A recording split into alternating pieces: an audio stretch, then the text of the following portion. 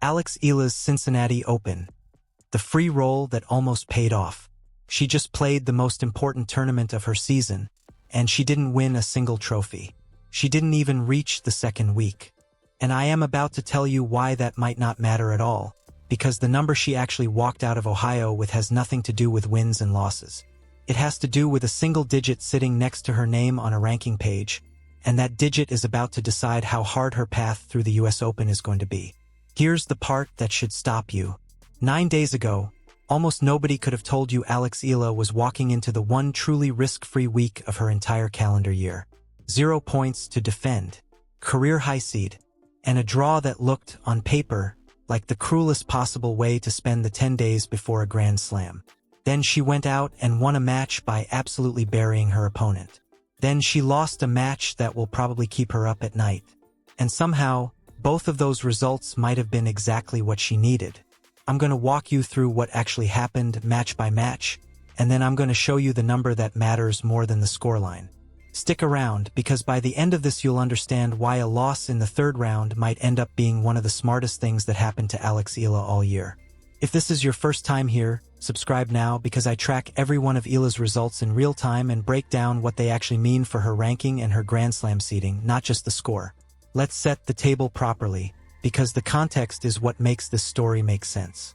This is the Cincinnati Open, a WTA 1000 event at the Lindner Family Tennis Center in Mason, Ohio, running from August 13th through the 23rd. It's the last big tour stop before the US Open, and the champion walks away with 1,000 ranking points and just over $1 million in prize money. Aryna Sabalenka came in as the top seed. Elena Rybakina and Jessica Pegula rounded out the top 3. Every major contender in the sport was in that draw. This was not a tune-up. This was the last real test before New York. And Eala had never played it before. Not because she skipped it, because a year ago she was forced out of it. In July 2025, fresh off a first-round exit in Montreal, Eala withdrew from Cincinnati with a shoulder injury. She was 20 years old, ranked 65th in the world, and her season basically stopped there.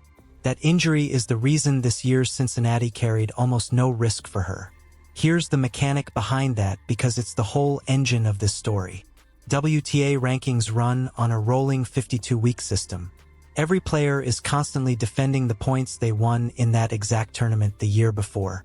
If you made the semifinals last year and you lose early this year, you don't just fail to improve, you actively fall in the rankings, because those old points disappear no matter what you do this time around.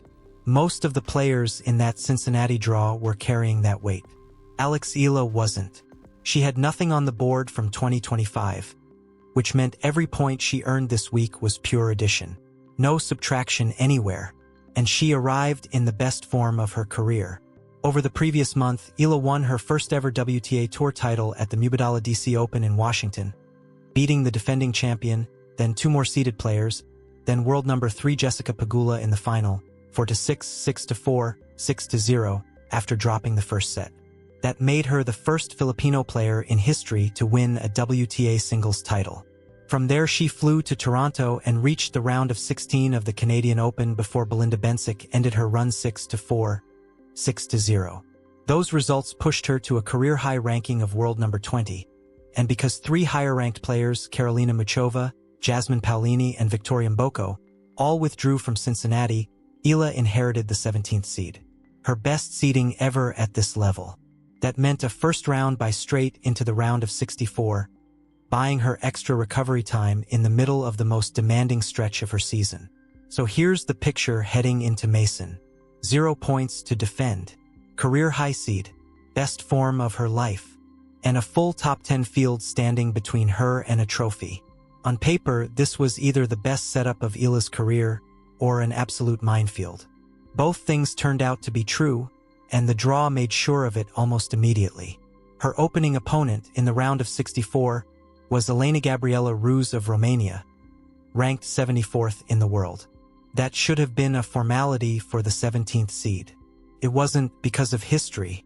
Back in the third qualifying round of the 2024 US Open, Ruse had beaten Eala in 3 sets, denying her a spot in the Grand Slam's main draw. That loss had sat there, unresolved, for almost 2 years. So when the draw paired them again, this was not a routine second-round match. This was unfinished business. And Eala didn't just win it. She dismantled it.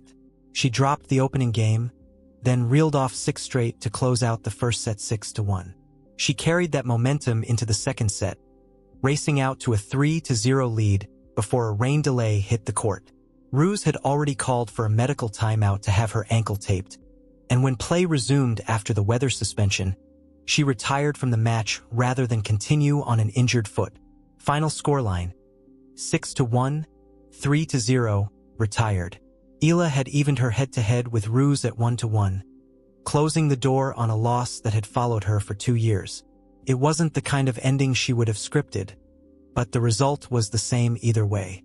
She was through to the round of 32, and for the first time in her career, a WTA 1000 win pushed her to a new career-high ranking of world number 18. Now here's where it got heavy. Waiting in the round of 32 was Amanda Anisimova, the 9th seed and world number 10, a 2-time Grand Slam finalist who reached both the Wimbledon and US Open finals in 2025. The two had never played each other on tour. No history, no pattern, nothing to draw on. And going into that match, Eala was riding one of the best stretches of her career against elite opposition. 5 straight wins over top 10 players, part of a 9-4 record against the top 10 for the season. This was a real test of whether that streak was a genuine level shift or a hot run that was about to meet its match. For most of 2 hours, it looked like the streak was going to survive. Eala broke early, weathered a marathon 5th game that stretched past 20 minutes and 13 deuces, and closed out the first set 6-4. Anisimova leveled things in the second, breaking through in the 7th game and holding on to win it 6-4 of her own. That set up a decider, and Eala came out swinging, breaking immediately to lead 2-0 in the 3rd set. Then it fell apart. Anisimova won the next 6 games in a row, closing out a 4-6, 6-4, 6-2 victory in 2 hours and 28 minutes. Eala's 5-match winning streak against top 10 opponents was over. Her record against that group for the season dropped to 9-5. And her Cincinnati Open, on paper, ended in disappointment in the round of 32, 17 days before the US Open. So why doesn't this feel like the setback it should be? Because of the number I mentioned at the start, 16. At a Grand Slam, the singles draw has 128 players and 32 seeds. But those seeds aren't treated equally. The top 16 seeds are kept apart from each other, meaning a player seated inside the group cannot face another top 16 seed until the 4th round. Outside that group, in the 17-32 band, you can be drawn against a top 16 player as early as the 3rd round. That's the difference between a protected path through the first week of a Grand Slam and an exposed one at the tournament that pays out the biggest paycheck of the season. Before Cincinnati, Eala was sitting at world number 20, on the wrong side of that line. She didn't need to win the title to change that. She needed ranking points, and thanks to that 0 points to defend mechanic, every match she won in Ohio was money in the bank with nothing coming back out.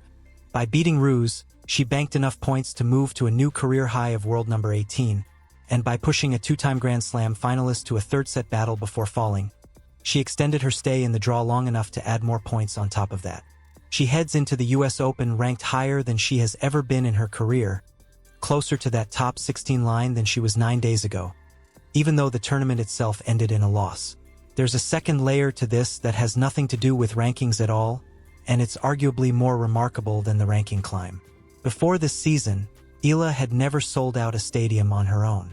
Now tournament directors are rearranging their schedules around her. At the Mubadala DC Open, Chairman Mark Ein told reporters that at least 80%, and likely more, of the ticket requests his team fielded that week were people asking specifically when Eala was playing. In Toronto the following week, ticket demand for her second-round match against Alicia Parks blew past the 2,800 seat capacity of the grandstand court entirely, forcing tournament director Carl Hale to move her onto the 10,000-seat center court, which then sold out too, something he said he had never seen for a player outside the top 5. That kind of pull doesn't disappear because of one loss in Ohio. Travels with her into New York. And New York is where this whole story loops back on itself in a way that feels almost too neat to be coincidence. Flushing Meadows is the site of Eala's U.S. Open girls singles title in 2022, when she was 17 years old, and the site of her first Grand Slam main draw win. She returns this year not as a wild card or a junior champion, but as a career-high top 20 player and a WTA Tour title holder, with a genuine shot at cracking the protected top 16 seeding line before the tournament seedings are locked in. Whether she gets there depends on results still playing out across the rest of the tour this week, and on how the players directly above and below her perform in the days remaining. But the ceiling that looked like a distant hypothetical 2 weeks ago is now genuinely within reach. Here's the case for why the Anisimova loss, painful as it was, might end up helping her more than a deeper run would have. Go back 13 days before that match.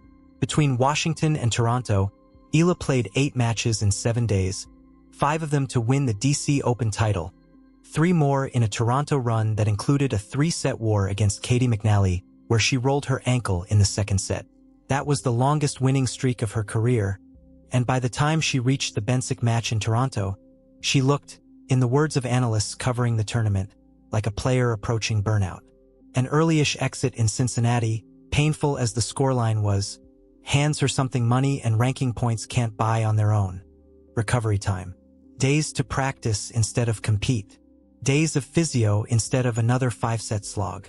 She arrives in New York with more rest before a Grand Slam than she's had in over a month, still carrying a career-high ranking, still one of the most in-demand attractions in the sport, and still with a realistic path to the kind of protected draw that could define how far she goes at the tournament that actually pays out the biggest check of her season. So here's the honest tally. She didn't lift a trophy in Cincinnati. She didn't beat Anisimova, but she came out of the week ranked higher than she went in, rested in a way she desperately needed to be, and sitting closer to a seeding line that could reshape her entire U.S. Open than she was when the tournament started. That's not the story anyone was expecting to write when the draw came out. It's the story that actually happened. Now I want to hear your read on this. If you were in her coaching box, would you have wanted the deep run and the bigger ranking jump, even at the cost of her legs? Or was this early exit, with the extra rest built in, actually the better outcome heading into a Grand Slam? Tell me in the comments, because I'm curious whether the people who watch this sport closely see it the way I do. If you want the moment the US Open draw comes out and we find out exactly where Eala lands and who's waiting for her in that first week, subscribe and turn on notifications, because that update is coming the moment the draw ceremony happens. This is one story that isn't finished yet, and the next chapter is only a matter of days away.